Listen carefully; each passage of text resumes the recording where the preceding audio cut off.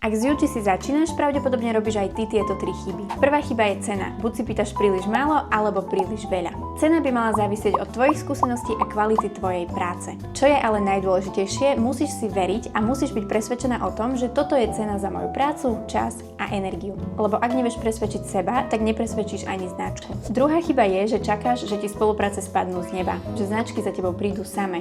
Takto to ale nefunguje. Musíš značky systematicky a pravidelne oslovovať. Viem, je to pracné, nudné a nechce sa ti do toho, ale bez toho to proste nepôjde. Takže si sadni, napíš si zoznam značiek a oslovuj, koľko vládzeš. A tretia chyba je, že točíš iba produktové videá.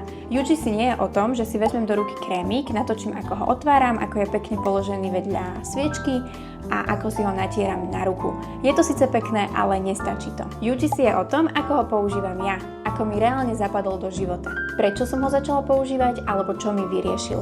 UGC musí mať príbeh, s ktorým sa ľudia stotožnia. Daj mi vedieť, či robíš niektorú z týchto chýb a sleduj ma pre viac UGC tipov.